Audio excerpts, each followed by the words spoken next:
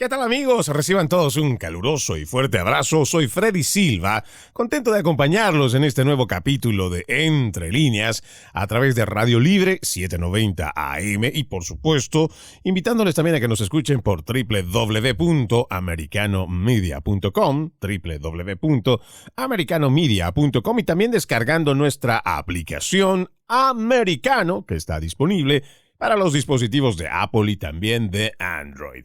El día de hoy estaremos hablando de la insistencia del gobierno demócrata y sus aliados sobre la desinformación y cómo esto ha jugado un papel importante antes, durante y después de las elecciones de medio término, pero más importante aún, cómo se estaría usando la desinformación como una herramienta para establecer narrativas oficiales que no se pueden cuestionar y llevan a la censura y el atropello del legítimo derecho de la libertad de expresión, la cual estamos perdiendo, se está erosionando día con día. Para hacer el análisis de este tema hemos invitado a Laura de Rosa. Ella es profesional en relaciones internacionales, es venezolana, forma parte del equipo de Freedom Post, un sitio de internet dedicado a la información, investigación periodística y opinión. Qué gusto tenerte aquí en el programa. Laura, bienvenida a Entre Líneas. El gusto es mío, Freddy, y adelante, vámonos entre líneas.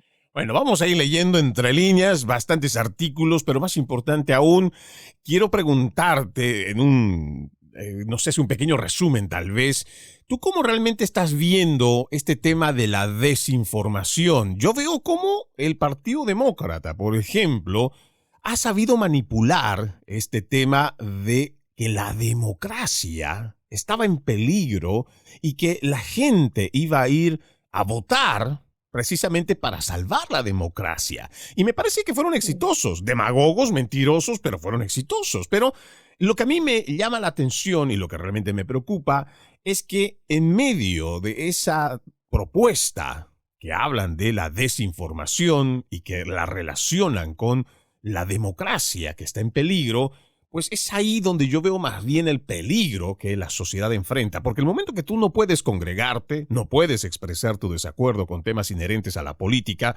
la que finalmente delinea o marca los parámetros de convivencia en la sociedad, es cuando la democracia realmente está en peligro. Y hoy utilizan este término de desinformación para poder callar, censurar y delinear además estas narrativas. ¿Cómo tú ves el avance de este tipo de planteamientos en cuanto a la desinformación? Sí, en efecto, tal cual como tú lo has planteado, la desinformación es un peligro porque aparte que es un argumento sumamente demagogo, es un argumento populista y además tiene el engaño por detrás como todo populismo. Entonces, ¿qué es lo que se está empezando a observar y que ya llevamos rato viéndolo? Tal cual como dices tú, que se activa antes de las campañas, que se activa durante las campañas y que sigue viéndose post campaña. El tema es que han tratado de vincular a los republicanos específicamente con la desinformación. Y fíjate que hay ideas que han plantado muy especialmente. Por ejemplo, la desinformación en español es un esfuerzo bien coordinado y bien financiado. Es decir, no solo es la contienda típica que hay, que es partidista, sino que además se está colocando a los republicanos como un enemigo importante para la democracia y para la libertad de expresión, cuando esto más bien se está planteando a la inversa. Fíjate que también uno de los argumentos que se dice es: están engañando a nuestras comunidades. Y aquí vamos a hablarlo seguramente en unos minutos del tema de la población hispana o la población latina. Tal cual, un argumento que también es sumamente relevante para analizar, y no solo entre líneas, sino bien de frente, es que el objetivo presuntamente de la desinformación es socavar las instituciones democráticas. Y entonces allí viene lo que tú hablabas muy bien, el tema de la censura, porque en el momento en que dicen por la desinformación, nosotros tenemos que necesitar supervisar los medios de comunicación en español, pero eso no es censura. Allí ya se nos está hablando de mecanismos de control que sí realmente afectan y atentan contra la libertad de expresión y contra la democracia. Y claro, aquí hay que reconocer algo, ¿no? Esto es una jugada, yo diría, hablando en términos políticos, esta es una jugada magistral. Porque al final del Mm, día plantean ellos el problema, ellos entienden que si existen voces disidentes como la tuya, como la mía, que si existe gente crítica, o por lo menos con actitud crítica y que la ejercita a diario cada vez que recibe lo que entre comillas podríamos decir información, que no termina siendo, o que más bien termina siendo, una propaganda emitida desde un órgano oficial y repetida como una propaganda por los medios progresistas, es donde realmente deberíamos nosotros levantar la alerta. Y digo, esta es una jugada magistral a la cual hay que ponerle atención porque ellos plantean el problema, ellos utilizan el medio para que este problema realmente cause una impresión en el ciudadano y le reclame, le exija a este político, al cualquier politiquero, que ponga en acción lo que podríamos hablar los mecanismos políticos para imponer este control y evitar esta desinformación, cuando en realidad son los gobiernos, y cuando hablo por ejemplo de gobiernos de los Estados Unidos, son la verdadera máquina de generar mentiras. Ya lo dijo el senador ujú, Ron Paul también. Una de las maquinarias más grandes en el mundo de mentiras es precisamente el gobierno. Y ahora resulta que el correcto. gobierno es el que va a establecer los controles. Es que hay que ser muy descarados también. Sí, y adicional a eso, en esta diversificación de esta estrategia, entonces evidentemente se usan todos los recursos que se tienen. Y entonces aquí no es solo el tema de redes sociales, no es el tema solamente de mensajerías privadas, de radios AM/FM o de canales vía streaming, sino que además de usarlos, tal cual como dices tú, los canales, entonces colocan al frente la responsabilidad. Es decir, nosotros vamos a cambiar la dinámica de esto en otra clara manipulación para decir, no, realmente nosotros no estamos vinculados a esto. Y aquí hay un tema importante que seguro todas las personas que nos están escuchando de tu audiencia lo van a recordar. Y es los comentarios que hizo Jen Psaki, la ex secretaria de la Casa Blanca de Prensa, justamente después de las votaciones en Estados Unidos. Y entonces aquí hablaba un tema que seguramente muchas personas lo van a recordar y decía, el problema masivo de desinformación en los medios de comunicación en español contribuyó a la victoria de los republicanos en Florida. Y entonces aquí, si me permites, habría que hacer una cosa específica, un detalle específico, analizando entre líneas justamente todo esto que ella está hablando, porque ella dice, hizo varias aseveraciones, pero entonces comenta, los latinos de Florida no son lo mismo que otros votantes hispanos. Entonces, ¿qué se puede analizar de esto que ella está hablando? Bueno, primero que nada que está etiquetando a la comunidad hispana, que básicamente le dio el triunfo a Ron DeSantis en una mayoría evidentemente republicana, le está diciendo, mira, aquí los que votaron por los republicanos entonces o son viejos o están confundidos. Y entonces aquí ella introduce el aspecto de la diferencia generacional. Dice, bueno, son votantes mayores de edad. Hay una desinformación republicana y hay categorías dentro del latino. ¿Esto qué quiere decir? Básicamente se le está diciendo a los latinos, son tontos y son torpes, fáciles de engañar. Y esto es una cosa importante, porque, ojo, esto no lo está diciendo cualquier persona. Esto lo está diciendo la ex secretaria de la Casa Blanca que estuvo desde enero de 2021 hasta mayo de 2022, que además fue directora de comunicaciones de la Casa Blanca del 2015 al 2017, por allí, y que además fue previamente portavoz del Departamento de Estado y secretaria de prensa de campañas de Obama, de las dos campañas. Entonces, aquí nos indica que independientemente de que ella en este momento no se encuentre en la Casa Blanca, ella está evidentemente sumamente vinculada con justamente este aparato de poder que está vinculado además en este momento con los demócratas en el poder. Entonces, este tema de Jen Psaki, hablando este tipo de aseveraciones, muestra además la importancia de lo que tenemos que analizar y colocar como alerta de lo que ellos llaman desinformación, que lo están usando para confundir a la población. Totalmente de acuerdo. Y nosotros siempre los invitamos a que hagan este ejercicio crítico por su cuenta. Si usted quiere, puede revisar, ingrese a la cuenta de Jen Psaki. Ella hace esta publicación Mm. el 8 de noviembre, muy preciso lo que nos dice Laura en su análisis. Esto lo hace el 8 de noviembre, justo después, como a las 8 de la noche, una hora después de que ya se conocía de que había una gran victoria aquí en el estado de la Florida por parte de los republicanos. Y esta última parte me parece que sí hay que hacerle, además de todo lo que has mencionado, ¿no? En cuanto a cómo hace el planteamiento de que hay un masivo problema de desinformación en los medios en español. Yo pienso que también detrás Mm. de esto, en la lectura entre líneas, Laura, también nos estaría diciendo, y esto lo vamos a analizar una vez que volvamos de nuestra primera pausa, pero como adelanto, me parece que esto también es una advertencia a la cual los medios disidentes en español tendríamos que estar preocupados porque también nos estaría diciendo, entre líneas, que como hay un Ujú. problema, entonces ese problema hay que arreglarlo, porque si somos un problema, Mm. ¿qué se hace con los problemas? Los problemas no se los deja simplemente ahí que sigan causando problemas, ¿no?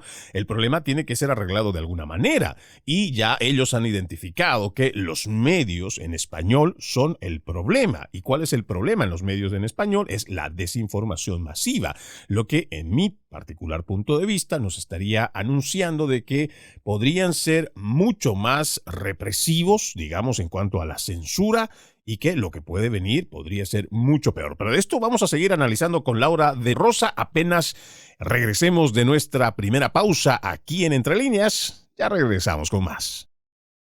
Gracias por continuar con Entre Líneas a través de Radio Libre 790 AM y por supuesto nuestra invitación también para que nos escuche por www.americanomedia.com, www.americanomedia.com y también descargando nuestra aplicación Americano que está disponible para los dispositivos de Apple y también de Android.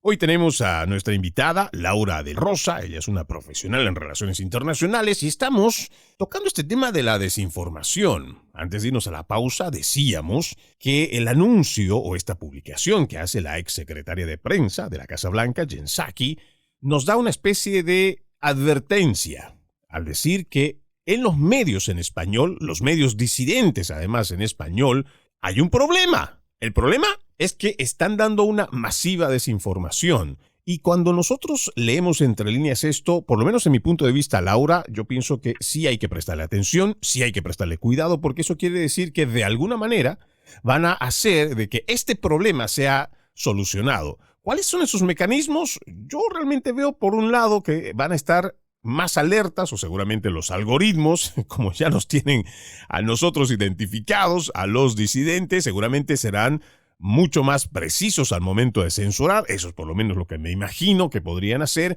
o también ver cómo llevar adelante algún tipo de denuncia en cuanto a lo que puedan ellos encasillar como desinformación, que seguramente eso tendrá unas aristas que vayan saliendo que podrían estar relacionadas con una difamación, con una información que haya atentado contra no sé, la parte política, imagen, algo de la gente. Me imagino que mecanismos sobrarán en el momento que quieran arremeter y solucionar de la desinformación, Laura. Sí, definitivamente. Y hay algo importante que no lo estamos viendo ahorita con el tema de las elecciones de medio término, lo estamos viendo hace rato. Como tú recordarás, Fred, seguro lo vas a recordar, es que en febrero de 2022 se creó una tal mesa redonda de demócratas y expertos. Eso fue el 7 de febrero de 2022.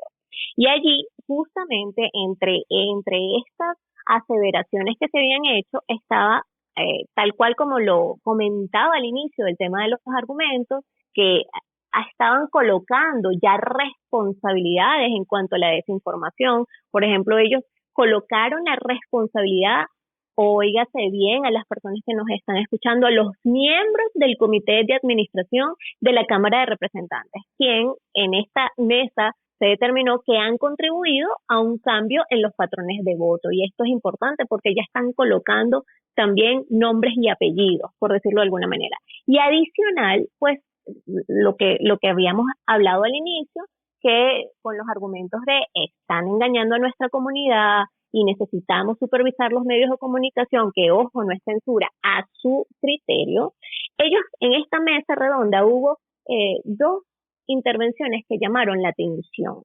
Uno, la de Eduardo Gamarra, politólogo de la Universidad Internacional de Florida, y él justamente hablaba y en su ponencia decía, he estado documentando, cito, he estado documentando una relación causal entre la desinformación y los votos de los hispanoparlantes. Y esta aseveración es sumamente no solo importante, sino de alerta, tal cual como tú lo estás comentando, porque mira, identifico el problema o el problema que nosotros le estamos diciendo a la comunidad que existe, para de allí entonces tomar medidas. Y justamente decían el tema de la desinformación está vinculado a las teorías conspirativas, al repudio de la agenda que nosotros propulsamos, nosotros me refiero a ellos, LGTB, Black Lives Matter, las afirmaciones del tema electoral. Entonces allí adicional se comenzó a hablar de en qué lugares se tenía que monitorear, no solo en temas de redes sociales o en radios o en canales vía streaming, sino que además lo indicaron, mire, los hispanos están viendo menos televisión tradicional o menos televisión nacional como tal, y están viendo más servicios de streaming en 34%, en YouTube en 21%. Entonces, aquí estamos viendo que esto no fue una mesa evidentemente para sentarse a conversar opiniones, es que aquí ya se están generando datas para de allí generar acciones. La respuesta del Comité Nacional Republicano, lo tomé nota hace unos meses atrás, era justamente en lo que decían algo importante que tenemos que destacar. Y es, los demócratas siguen creyendo que los votantes hispanos están desinformados cuando en realidad son plenamente conscientes de cómo la agenda socialista de los demócratas perjudicará a sus comunidades. Y esto lo hago textual, aquí te lo estoy leyendo, se los estoy leyendo. ¿Por qué? Porque también nosotros como oyentes y como personas que estamos viendo lo que está sucediendo, ya tenemos que empezar a compartir el criterio de que no pueden seguir vendiendo los demócratas este tipo de argumentos, porque ya muchos no lo están comprando. Aquí hay una cosa importante que hay que hacer, que es voltear el paradigma que nos han hecho creer los demócratas, que es que nosotros estamos, los latinos, los hispanos, estamos más cercanos a ellos, a sus valores, que nos identificamos más con los demócratas. Y esto históricamente ha sido así. Pero lo que ha pasado en estas elecciones, sobre todo con el tema de Ron DeSantis en Florida, y que adicional a eso gana en el condado Miami-Dade, que es el condado más poblado del estado, donde llevaban 20 años sin ganar un republicano, nos indica que pueden haber ya indicios, insights, que nos pueden decir, mira, se pueden comenzar a cambiar la tendencia. Y entonces allí los republicanos van a tener que tomar acciones y van a tener que manejarse desde otro punto de vista en matrices importantes, como poder decir la inmigración, que siempre están acusando a los republicanos de ser anti-inmigrantes, y el tema de la supuesta xenofobia, que también está vinculada o se une a esa frase de solo se habla inglés, que entonces se presta para que los demócratas hablen en contra de las gestiones republicanas. Hablar del tema de las armas, que los latinoamericanos estamos acostumbrados a ver las armas que están en manos o de los estados o de los criminales, pero no desde el punto de vista de defensa personal. Algo importantísimo, y ustedes son ejemplo en Americano Media, de medios de comunicación que no solo pueden ser en inglés, tienen que ser bilingües, tienen que ser en español, y que ya no solo se preste a hacer entrevistas a las personas que justamente son entrevistados, valga la redundancia, en inglés, sino que se difunda mucho contenido en español y la cultura conservadora que nos une, porque nosotros los latinos en general somos pro Dios, somos pro vida, somos pro familia y pro propiedad, valga la redundancia. Entonces, aquí se tienen que empezar a tomar acciones de modo tal que se pueda a nivel macro mover no solo la comunidad latina, sino todas las personas que están viendo cómo los demócratas están hablando de desinformación y son ellos los que las están aplicando y además con alertas de potenciales censuras. Claro, y lo que tú dices es realmente cierto, porque el momento que uno empieza a entender cuáles son esas filosofías, esos mismos valores en los cuales nosotros hemos sido criados y formados de los países de Hispanoamérica, de México hasta Argentina, pues si estuviéramos realmente informados de cuál es la agenda que está llevando adelante, sobre todo los demócratas, la izquierda más radical de los demócratas, mucha de esta gente realmente no solo no daría su voto, sino que plantaría lo que nosotros diríamos en Latinoamérica, el voto castigo, para que la gente entienda de que eso no es lo que queremos, esa no es la nación en la cual nosotros hemos llegado, admirado, apreciado las leyes, cuidado y además el respeto a esta misma forma de convivencia, donde lo más importante, respetamos los derechos de las personas bajo una constitución que ampare esos mismos derechos y no lo que nos tratan de decir ahora, ¿no? Que todo es un relativismo y todo tiene que ver según las circunstancias, según lo que pase y en todos los aspectos. Yo podría decir en el tema del aborto, cómo es que han llegado al punto de llevar la manipulación y creo la desinformación que le han hecho creer a la gente que esto realmente se trata de una batalla de reivindicación y de derechos, cuando en realidad no son de derechos. Para aquellos que tienen un poco de conocimiento, que han hecho un poquito de investigación, tan solo revisen las declaraciones del presidente Lyndon Johnson en 1965, cuando habla del control poblacional, como desde esos años, incluso mucho antes, pero ya abiertamente desde el 65, es que las élites de poder van estableciendo que el problema del mundo es la superpoblación y que hay que reducir, primero controlarlo y después reducirlo. Y estos son proyectos que vienen en el 65, el 66 en las Naciones Unidas, el 68 con el programa, el proyecto que le piden que haga John Rockefeller III, después viene el 74 con Henry Kissinger, el mismo informe de John Rockefeller III, cómo esto se lleva incluso a las Naciones Unidas, igual el 74, el 75, se lo vuelve a poner el 94, el 95, y no es como nos lo quieren pintar, haciéndonos creer que esto es una cosa de reivindicación de los derechos de la mujer, de ninguna manera, pero esto ha sido llevado adelante y con éxito precisamente porque ha habido una campaña masiva de desinformación desde los medios progresistas que no solamente lo están haciendo aquí en los Estados Unidos, sino en todo el continente y muchas partes del mundo. Con esto nosotros vamos a una nueva pausa. Amigos de Entre Líneas, ya regresamos con más. Seguimos con más de Entre Líneas a través de Radio Libre 790 AM y Americano Media. Hoy estamos con Laura del Rosa. Ella es una profesional en relaciones internacionales hablando sobre este tema tan preocupante de la desinformación y cómo se está utilizando esto como una herramienta para censurar a las personas y evitar el legítimo derecho a la primera enmienda de la Constitución de los Estados Unidos.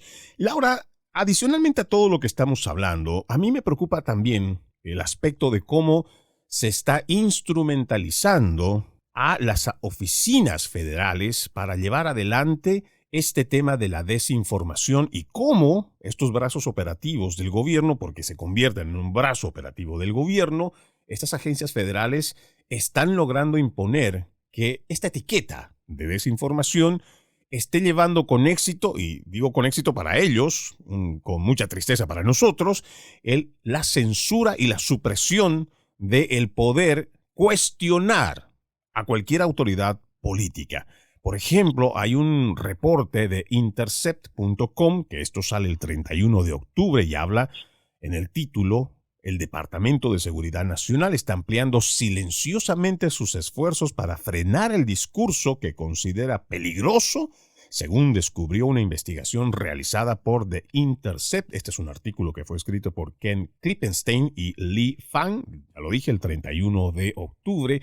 Y dentro, bueno, esto es un reporte muy largo. Laura tiene por lo menos unas 14 o 16 páginas, pero es importante, por ejemplo, mencionar dentro de los primeros párrafos dice: el trabajo, gran parte del cual sigue siendo desconocido para el público estadounidense, quedó más claro a principios de este año cuando el Departamento de Seguridad Nacional anunció la nueva Junta de Gobernanza de la Desinformación, un panel diseñado para vigilar la información errónea, información falsa difundida sin querer, desinformación o información falsa difundida intencionalmente, y la información falsa, que es, según ellos, información fáctica compartida generalmente fuera de contexto con intenciones dañinas.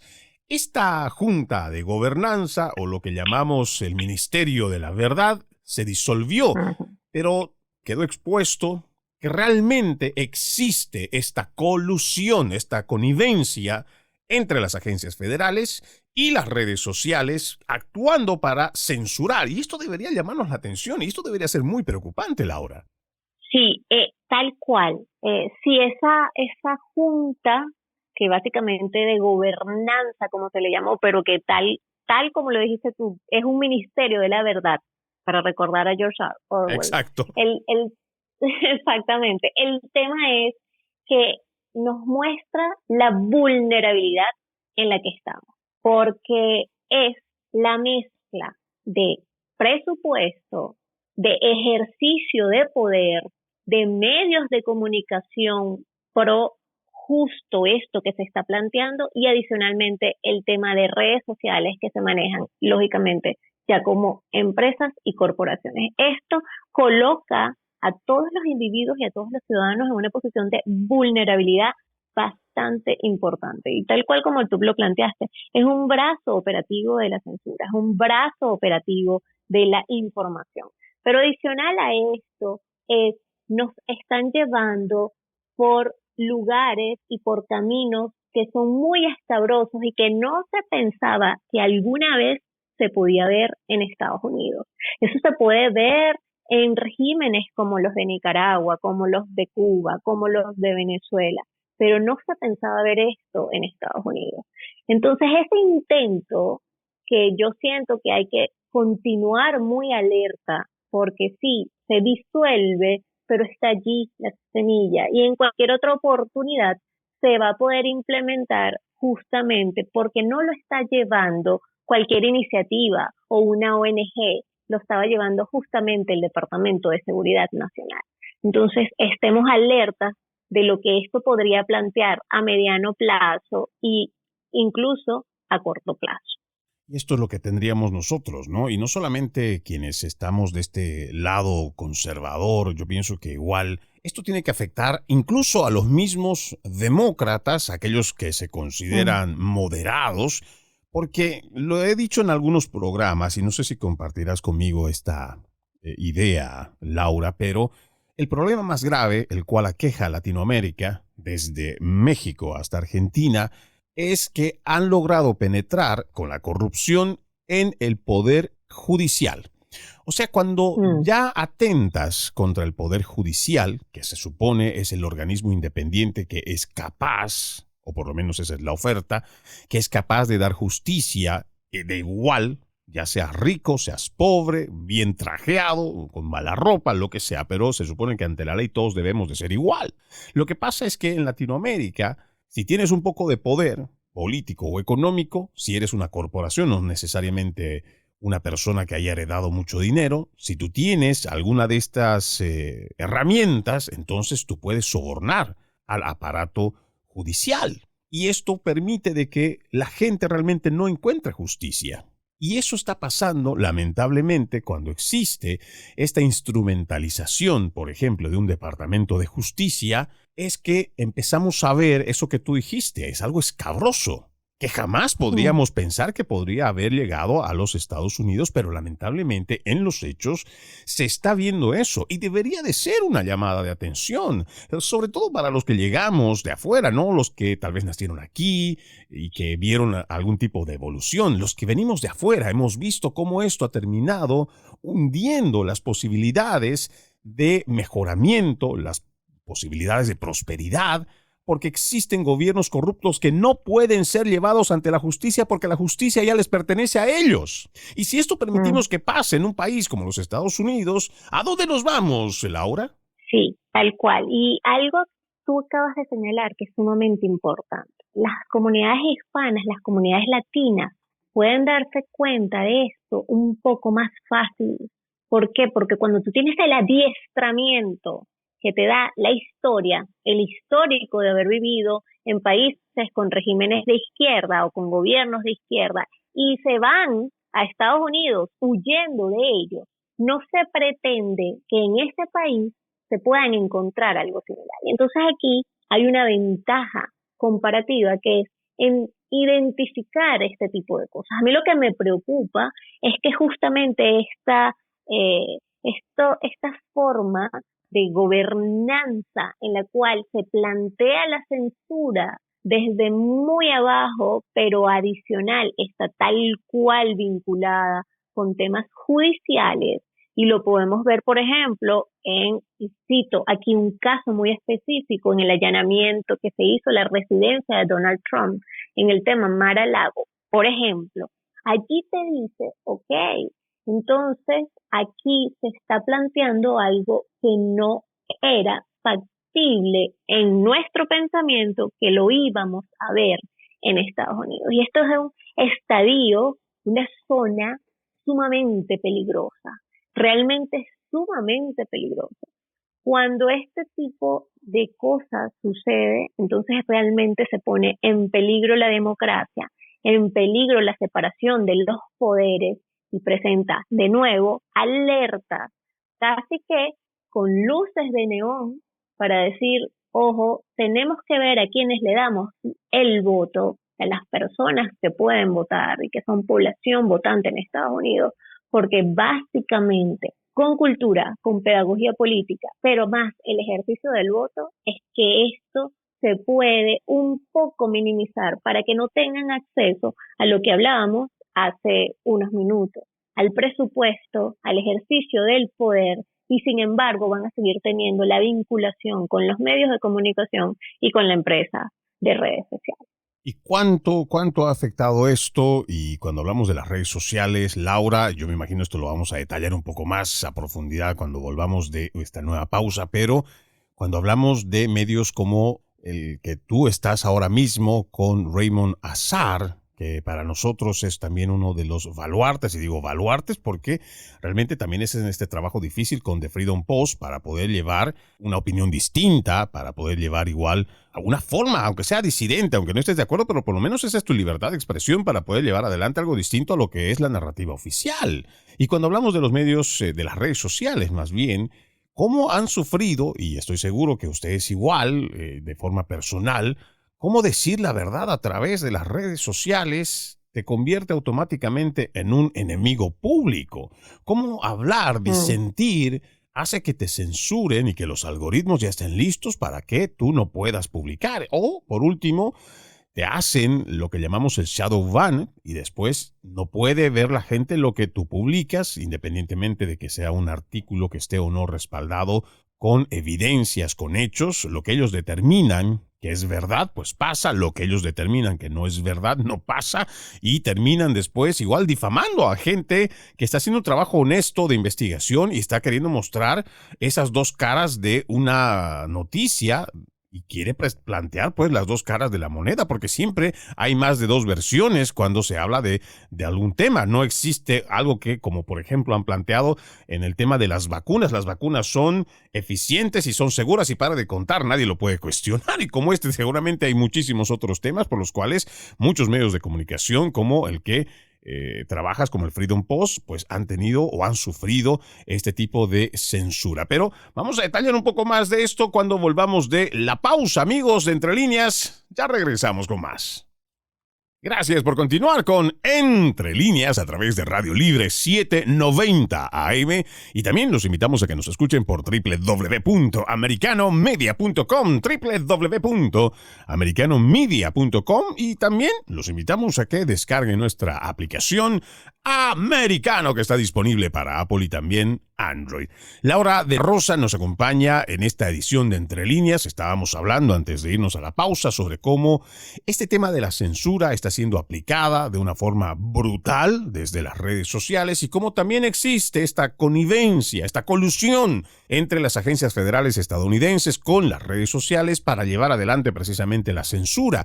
Dentro de este informe que te comentaba Laura, que lo hace de Intercept, hay un párrafo que me parece es uno de los más preocupantes. Dice, también existe un proceso formalizado para que los funcionarios del gobierno marquen directamente el contenido en Facebook o Instagram y soliciten que se limite o suprima a través de un portal especial de Facebook que requiere un correo electrónico del gobierno o de las fuerzas del orden para su uso.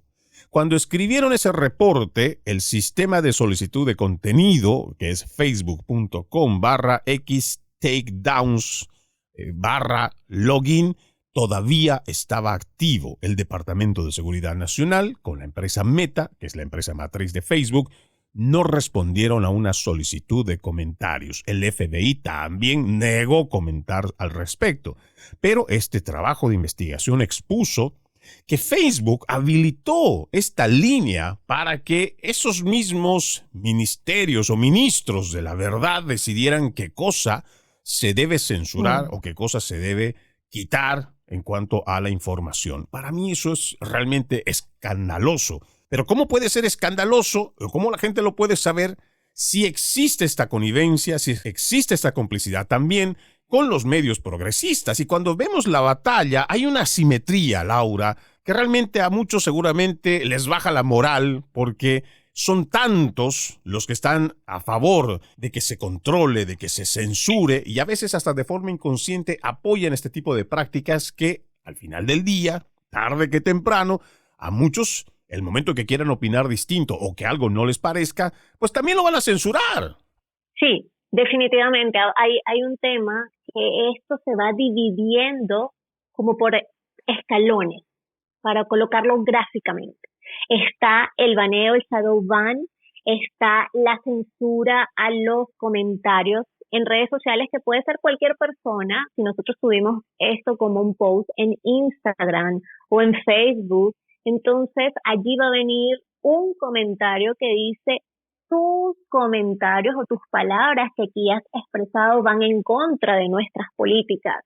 Y como ya estás dentro del sistema, como ya estás dentro de la aplicación, entonces te lo vuelan. Y te lo vuelan quiere decir, te lo eliminan. Después de 3 comentarios, entonces tu cuenta comienza a peligrar. Básicamente están moldeando el comportamiento y eso es una forma de control social.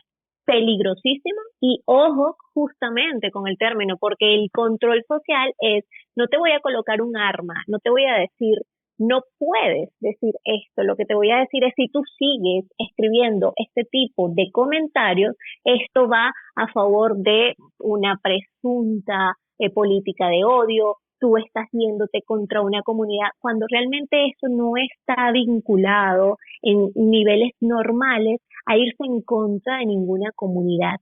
Lo que está planteando es las preferencias del usuario de esas redes sociales. Pero decía que esto era por escalones. Entonces, una cosa es el comentario típico, pero también está el tema del monitoreo que se le hace a los medios tal cual conservadores. Y yo recuerdo, Freddy, que tú en alguna oportunidad me mandaste un link donde Media Matter for America justamente hacía una lista, así como con Diana adicional, ¿te recuerdas? Con nombre y apellido de quienes habíamos dado una opinión y un criterio, que no es lo mismo opinión que criterio, una opinión en ciertos casos y un criterio en otros, donde hablábamos de qué era lo que había pasado con una actuación del FBI. Y allí lo colocaron tal cual, era una lista para hacer un target, para ser blancos. Entonces comenzaban con Agustín Laje, seguían contigo, con Freddy Silva, después venía Lucía Navarro, después venía Ron Aledo, Lourdes Jubieta, Laura de Rosa y Dani Alexandrino. Y Emanuel Rincón también. Y Emanuel Rincón. Entonces, sí. ahí está, estoy leyendo justamente eso. Y es eso mismo de yo voy a apuntar justamente a ese Ministerio de la Verdad y los que trabajan en ellos que pueden resaltar, marcar directamente esos contenidos, pero primero lo exponen como para que sea censurado públicamente y también tenerlos targeteados o colocados como en blanco. Entonces, eh, lo que nos está diciendo es una nueva forma de tal cual gobernanza que sería en redes sociales una nueva forma de gobernanza y de control social. Y justamente hablo del tema de control social porque así como se maneja el control social en regímenes que es visto desde otro punto de vista, con las necesidades elementales que tienen las personas, necesidades de alimentación, necesidades de agrupación, etcétera, etcétera, para generar el control social, aquí se está viendo una dictadura imperfecta, por decirlo de alguna manera. Una dictadura en la que no se plantea desde términos tradicionales, pero que a través de la censura se convierte en algo dictatorial. O bueno, también podríamos decir que es una dictadura en construcción, porque se está edificando, se está armando, se la está implementando, estará teniendo Definitivamente. rechazos, pero de que se está construyendo y se está edificando sobre esto es una realidad. Ahora, me vino a la mente, Laura, para que la gente entienda de que estos mecanismos no solamente se están dando en los Estados Unidos. Cuando hablamos de agenda globalista, nos referimos, por ejemplo, al caso cuando las Naciones Unidas, al ver, ya Ujú. estoy hablando hace por lo menos unos 2 años, tal vez un poco menos, cuando las Naciones Unidas vio que había una resistencia que se estaba generando, principalmente en Argentina, en contra del avance de la ideología de género y todas estas políticas feministas radicales, desde las Naciones Unidas, aunque después lo quitaron, hicieron un llamado para que las personas reportaran a quienes están en contra de estas ideologías globalistas para tenerlas en una lista negra, por supuesto, una lista que es de aquellos disidentes a los cuales hay que buscar la forma de cómo los vamos a callar.